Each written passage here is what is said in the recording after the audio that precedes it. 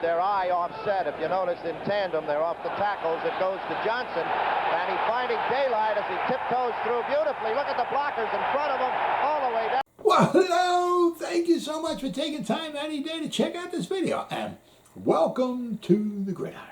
And before I get started, I just want to say thank you so much to everyone out there who's been watching my videos.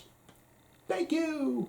If you could maybe give this video a thumbs up or possibly leave a comment below or maybe even share this video, it would mean so much to me. But anyway, just thank you so much for just taking time out of your day to check out this video. Thank you. Well, I never had a hard time understanding it, why free agency always came before the draft, all right? In the NBA, and I believe the NHL too, it's the draft is first, then you fill in the rest of your roster with the free agents that are out there. To me, that always made the most sense. There's an article from ESPN I saw, and that's why, I always, like, the draft should be first, then you fill in with the roster with the free agents. I mean, but then I saw this article from ESPN. I'll leave a link in the description box. You can check it out if you want. And that's what I said. It's like, why isn't the draft first? And I'm like, yeah, why isn't the draft first? Now, because if you're a free agent, I mean, if you're a good veteran player, even if some good depth, I mean, somebody's going to sign you. Even if you don't get signed, if you stay in shape and all, look at the Giants. I mean, with their injuries, just totally massacred with injuries. They're looking for guys left and right. So even if you're a free agent, you don't get signed right away, guys start dropping like flies. Sooner or later, there's a good chance a team will pick the phone up and give you a call and see if you're available to play. You want to go into the draft, all right, and take the best player available. So, what you want to do is you go through the draft, say you got pick 15, 16, 17, whatever, and okay, this is our top ranked guy, best player, we'll take him. Then you got pick 48, 49, whatever it might be. Okay, this so-and-so, he's the top player, we'll take him, and you go to the third round, the fourth, and so on, all right? So you take all the best players available, when it's your turn, all right? And then after the draft is over, then you look. Okay, we took the best players available, threw them on here, this is what we got for our roster. Then you start looking, all right, okay, we need a wide receiver, all right. Oh, yeah, we're a little thin at cornerback, so we might want to get at least one cornerback. We need some offensive line help, so we probably going to need at least some depth at tackle and guard. Probably could use another something like a running back or whatever. You know what I mean? And, okay, so then free agency. Then you start spending some money. You bring the guys in and you fill out the rest of your roster. I don't know. To me, that just makes so much sense. In the draft, you don't know who the best player available is going to be until it's your turn. Yeah, with free agency, say there's 300 free agents, just say. You got pretty much as good a shot at getting any free agent out there as pretty much any other team. Right? You can't say that in the draft. Unless you want to, trade up, unless you have to have a certain guy, you want to trade up and trade away some draft picks to get a guy. But, you don't know who the best player is until it's, going to be your turn. So the idea is to take the best player, right? Now, what if the best player is available that happens to be, a guard? And you just signed a guard in free agency. It's like, would you rather have a 30-year-old guard, 30-year-old guard that you just signed to a 3-year deal, 4-year deal, guaranteeing them $25, $30 million or whatever? Or would you rather have, somebody, a young stud that you could put in his place, might be injury free, be a heck of a lot cheaper, right? With the guard, the guard's the best player available, but no, we just signed a guard, so we can't take the best player available. So let's go to the next guy on our board. Now say, well, if the next player on your board just happens to be, say, I don't know, a tight end, the best player available. but we just signed a tight end, so we don't need a tight end. So let's go to the next player available. What if the next player available? I mean, best player, right? It just happens to be maybe a running back or something, I mean, you don't want to be reaching. You want the next guy available, If you sign these guys in free agency, I mean, say you got a good guard, you just signed a guard in free agency, and now the next player available, the best player available, might be a interior offensive lineman. You're going to take him, And I also heard sometimes you can never have too many good players at one position. Unless it's maybe guys who rush the quarterback or something like that. But it's like you want to take the best whoever the best player available. Have the board wide open. Whoever that guy is, you bring him in, and I said then after that you fill it in with the free agents, right? Or how about want to stock your team with young cheap players and then go pay in free agency the positions that you have in need. Right now, according to this story for ESPN, all right, the NFL has basically no incentives whatsoever to move the draft, all right, because of all the hype, the build-up, the attention that it generates. I mean, having it at the end of April is, I guess, pretty much perfect. I mean, everybody's just foaming at the mouth. It's less than 2 weeks away. I mean, it's like, the excitement and everything. Plus, I guess you have all, you have the combine guys. All the teams have the pro days. You can't have all teams having their pro days at the same day because the teams don't have enough scouts to so the pro days have to be split up. So, that's one of the things, I guess. Then they wouldn't want free agency to start in May, or later, right? Because that would cut into the OTAs and minicamp. So they want the draft at the end of April, and then as I said, after that. They had free agency start, and then you wouldn't have guys getting signed to like middle of May, end of May, and then that would maybe start causing, I guess, some kind of havoc with the team's schedules and all and everything. When he started doing this was Plan B. It happened in 1989 and 1992. The teams could protect 37 players on their roster. The rest of the players were exposed to be able to sign elsewhere. All right, they were trying to get it where, back then that players wanted free agency. The owners really kind of didn't want that, and so they started this here. They just started from 1980 for 4 years. The teams could protect 37 players on their roster. So basically, the guys who were exposed to the rest of the league, they weren't protected. Were like, backups or aging veterans.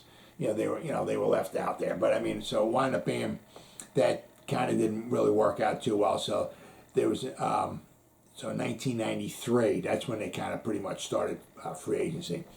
But what it was an urgency back then to get started, meaning like when after the season was over with, the guys who weren't protected, who were exposed to free agency, or were exposed to other teams who could sign, they wanted to get started right away. They wanted to start talking to teams. They wanted their agents starting to talk and all that, and they wanted to start getting things done right away. So that's pretty much one of the main reasons why free agency starts at the beginning of the new NFL calendar year, which is in March. So that's why they have plenty of time to sign the players, get them in, before the draft starts.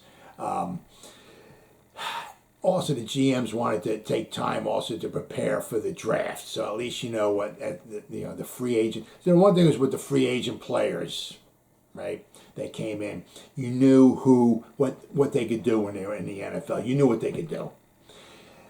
In the draft, sometimes it's kind of a crapshoot, so that's why like the GMs and all and everything, and the scouts and the scouting departments, they wanted a decent amount of time. They wanted to be able to maybe go to the pro days. They wanted to combine. They wanted to see these guys, check their film out and all, maybe talk to them, have conversations with them all, and try to find out as much about them as possible and try to make some type of an educated decision whether these guys can make it in the pros or not. And if they can make it in the pros, are they in the first round, the second round, or we take them in the third, where do we take them? At least with the NFL players, what this article is saying is that, if they're exposed, and somebody can sign them as a free agent, well, at least you have a track record of what they can do in the pros. Well, this guy is, this guy is decent. As I said, you have like as I said, like a track record. You know what they kind of can do in the NFL.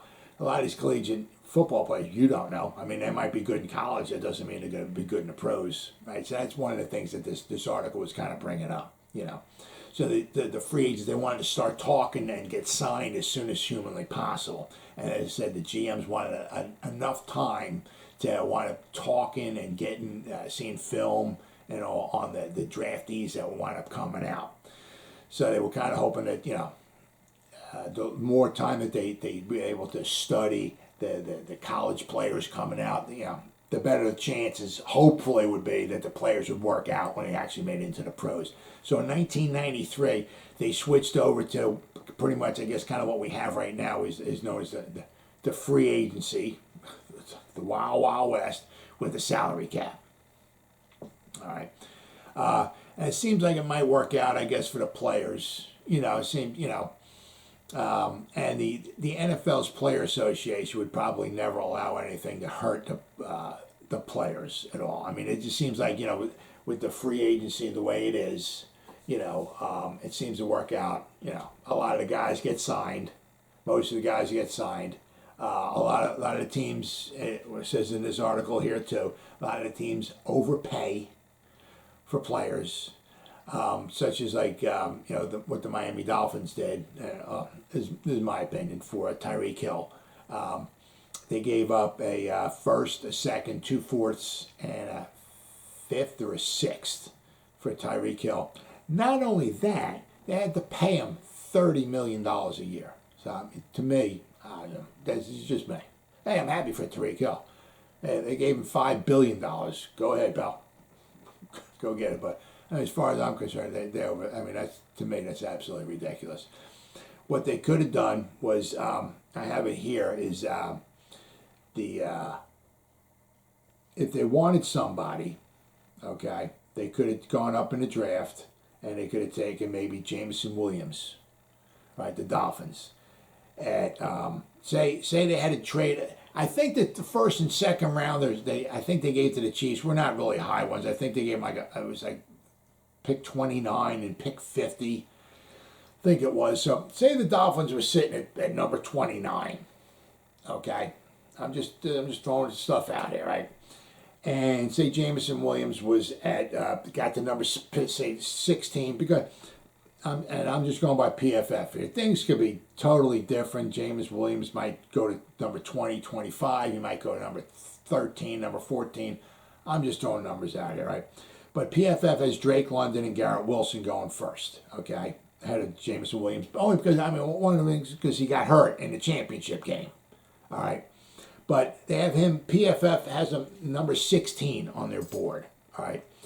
So just say the Dolphins wanted to go from 29 to 16, all right? They'd have to give up, obviously, their first round pick. They'd have to give up probably a second round pick would be number 50. They might have to give up something else. They have a compensatory pick number 102. I don't know if that would do it. Pick 29, 50, and 102. That might be enough to go from 29 to 16, quite possibly. So if they did something like that, they traded away their first, their second, and say their third, and they went to pick number 16. They got Jameson Williams. All right, here it's it's a shame Williams tore his ACL in a national championship game, as his tape put him firmly in the mix for the wide receiver number 1 in the whole draft. He's still the best deep threat in the class. All right. He had 175 yards and 2 touchdowns versus Georgia in the SEC championship game, and he got hurt. He, in the SEC championship game. All right. In 2021, anyway. But I mean, he got hurt, so he might move down some of the boards a little bit like that. But say the Dolphins had to go from 29 to 16. The pick number 16 is worth $3 million. It would cost them $3 million a year to get him. All right. I'll also say here, his ACL recovery obviously has to be vetted, but if you need a deep threat, don't pass on this guy. I mean, the guy's good. May not be a Tyreek Hill, okay, but he's really good. All right. You get him, you give up 3 draft choices. Now you still have 2 picks extra left over because you gave 5 to Tyreek Hill. Here you might only have to give 3 just to move up, all right? You got him. He cost you $3 million. You paid Tyreek Hill $30 million a year. You paid Tyreek Hill 1/7 of your salary cap for a wide receiver. Hope you don't get hurt. Hope you don't get hurt. But I mean, this guy could cost you $3 million. And you have $27 million left over. You know what? You get yourself a couple good ball players for $27 million. I mean, maybe it won't be a Tyreek Hill, but tell you what, if you need a Tyreek Hill to send you to the Super Bowl, you're doing something wrong. I mean, not that having him is going to hurt, but you know what I'm saying, free agency, some teams just overpaying. I mean, I'm happy for him. Good. Get as much money as you can. Great. But $30 million for a wide receiver when you got one, you got a couple of them in the draft, especially Jameson Williams, that you can maybe go up and get. It costs you $3 million. He's young. You got first round, you can have him for 5 years, right? You're paying, Tyreek Hill $30 million a year for 4 years. I mean, just overpaying. But anyway, I'm so happy for Tyreek Hill. Make as much money as you can. But as I said, that just never made much sense to me. Why? You're trying to get all the best players. On the board, you grab the player. There's that guy. Then you sit down. Okay. Now we got all these free agents out here. Okay, so now we need this. Then you go out in free agency and get it. Well, if you go out in free agency and you just start getting guys, you kind of fill your roster out. Then it's kind of like when it's the best player available. I mean, you might be reaching. And that's something you don't want to do. I mean, all GMs say that you don't want to reach. So that was always I just thought that was kind of odd. But I'll leave the link in the description box. You can check it out. As I said, I mean, I always thought the draft should be first. It's just the way it is. It's the draft is first in the NHL. It's the first in the NBA. I always thought it should be the first in the NFL as well, too. Well, as always, guys, thank you so much for taking time out of your day to check out this video. You guys stay safe out there and go Giants. Woo!